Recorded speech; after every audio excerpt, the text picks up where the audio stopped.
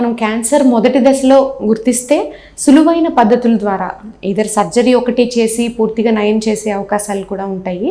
So వేరే late presentations అయినప్పుడల్లే మనకి survival rates తగ్గుతుంటాయి and పూర్తిగా మనము ట్రీట్మెంట్ 3 రకాలు ఉపయోగించుకోవాల్సిన అవసరం ఎంతైనా ఉంటుందన్నమాట. ఇప్పుడు లేట్ స్టేజెస్లో కూడా మనకి చాలా అడ్వాన్స్ టెక్నిక్స్ వచ్చేసినాయి.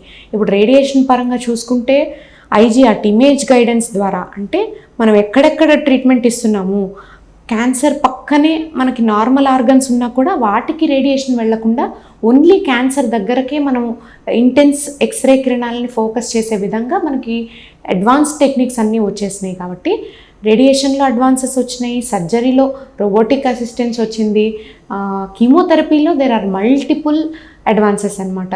ఒకటి చెప్పుకోదగింది ఏంటంటే ఇమ్యునోథెరపీ మనకి క్యాన్సర్ కీమోథెరపీ సైడ్ ఎఫెక్ట్స్ లాగా లేకుండా మనకి వ్యాధి కంట్రోల్లో ఉంచుకునే అవకాశాలని కల్పిస్తుంది. అండ్ టార్గెటెడ్ థెరపీ అంటే ఇప్పుడు యాంజియోజెనిసిస్ ఇన్హిబిటర్స్ వాడతాము. మనం రక్తనాళాలని నిలువరించడానికి, ట్యూమర్ టిష్యూకి రక్తనాళాలని నిలువరించడానికి కొన్ని రకాల డ్రగ్స్ వాడతాము. సో అవి అడ్వాన్సెస్గా చెప్పుకోవచ్చు. ఓవరీ క్యాన్సర్స్లో వాడతాము బాగా. అండ్ పార్ప్ ఇన్హిబిటర్స్, ఇవి ఏంటంటే బ్రాకా మ్యూటేషన్స్ ఉన్న వాళ్ళల్లో ఈ పార్ప్ ఇన్హిబిటర్స్ ట్రీట్మెంట్ వాడటం జరుగుతుంది అండ్ పేషెంట్స్ కూడా బాగా రెస్పాండ్ అవుతున్నారు. సో కీమోథెరపీలో వచ్చిన అడ్వాన్సెస్ ఇవి.